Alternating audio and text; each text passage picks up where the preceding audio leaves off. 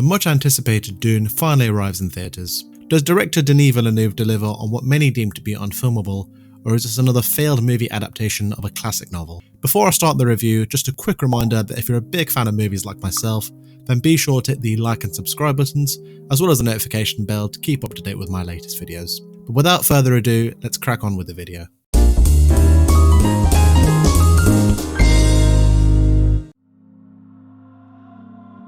Before signing on to direct Dune, Denis Villeneuve only agreed to be on board on the basis that the story be split over 2 movies. This is because he felt that the power revelled in the power of its details that would be lost if this was only one movie. Ironically, in my view, the movie throws so many worlds, characters and mythology to the point where it becomes difficult to appreciate what's happening at the best of times. It means that the story lacks a sense of focus, particularly whenever the movie shifts away from the protagonist, Paul Atreides. While I understand that the story needs to cover the key aspects of the book in order to allow the audience to absorb themselves in this mythology, there is also a sense that the different story elements don't always come together in a cohesive manner. The story ends on a cliffhanger with Paul joining the Fremen tribe in his attempt to bring peace to Arrakis. But by the end though, it felt like I was watching a trailer rather than a complete story. In an ideal world, it would have made a lot more sense for the studio to shoot both parts back to back, like they did with the Lord of the Rings trilogy, rather than going down this inconvenient route that will leave many fans frustrated.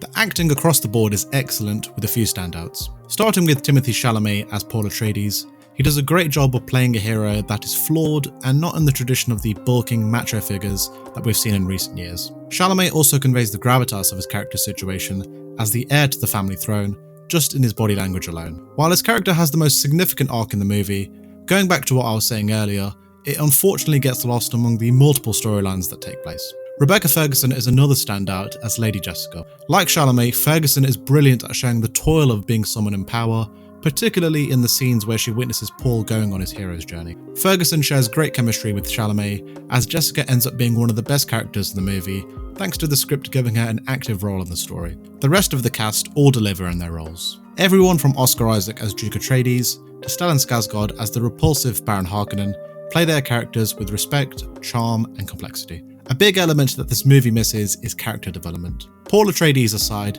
every other character offers little in the way of motivations for why they carry out their actions. This is especially true for Baron Harkonnen. Though the script broadly explains the rivalry and fractured relationship between House Atreides and House Harkonnen, the movie never goes beyond the surface level motive.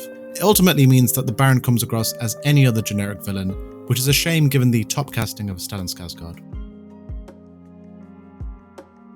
If there's one aspect of this movie that I can't fault, it's in the visual department. From the various planets that we explore, to the set designs and various costumes on display, Denis Villeneuve, along with cinematographer Greig Fraser, convey every nuance and detail that the world of Dune occupies. Villeneuve and Fraser capture a larger-than-life phenomenon with Dune's mythology, and a lot of that comes down to the way that the movie is shot. Both artists allow the grand vistas of Dune's world to simmer in the audience's mind, achieved frequently through long takes. One of my biggest complaints with Villeneuve as a director is how he paces his movies. Most of his works occupy a long runtime, which in many cases aren't always justified, and this movie, unfortunately, is no exception. The first act is paced fairly well, considering the number of plot lines and characters that we see on screen. But once we arrive at the point in which Arrakis is attacked by the Harkonnen army, the movie, in my opinion, slows down considerably. While I understand that Villeneuve and the screenwriters use this downtime to explore Paul's visions on Arrakis, as well as the emotional burden of his journey, it would have been nice if they emphasised the immediate conflict for Paul in his attempts to escape the Harkonnen.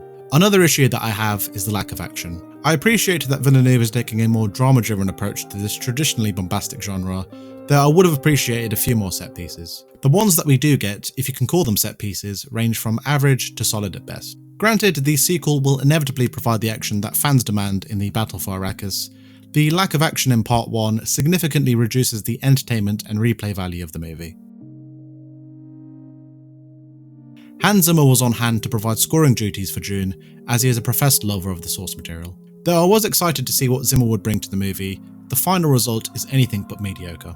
The score becomes a series of obscure noises, abstract instruments, and soundscapes that don't coherently come together in a musically satisfying way. The score was a missed opportunity, as I would have preferred the Lord of the Rings route in developing themes and motifs for the various characters and locations that we see. Hopefully the score for the sequel is more pronounced and memorable than what we hear in this outing. With the praise that this movie is receiving, I feel like the odd one out when it comes to my mixed response on Dune. There is a lot to take in with its world-building mythology, multiple characters, and a story that is not told in the tradition of sci-fi blockbusters. What I can't deny about Dune is in its visual splendour. Denis Villeneuve and the production crew outdid themselves on this one, with creatures, costumes, and worlds being put on screen as if they were pieces of immaculate art in a museum. For all of the praise that I can give Dune on an aesthetic level, what frustrates me the most is the lack of character development and story's lack of focus, especially in the scenes without Paul Atreides. Had Villeneuve and the screenwriters put as much care into the story and characters as they did with the visuals and CGI, then this movie could have easily been a contender as one of my favourite sci-fi movies of recent memory. But as it currently stands, the movie never quite reaches the lofty ambitions that it so desperately wants to reach.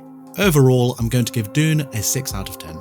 So I'll now hand it over to you, as I want to find out your thoughts on Dune, and do you think this is Denis Villeneuve's masterpiece, or do you side with my opinion in terms of the story lacking focus, as well as character development, as I'd love to hear your thoughts in the comment section below. Thank you guys for watching, and as always, I'll see you on the next one.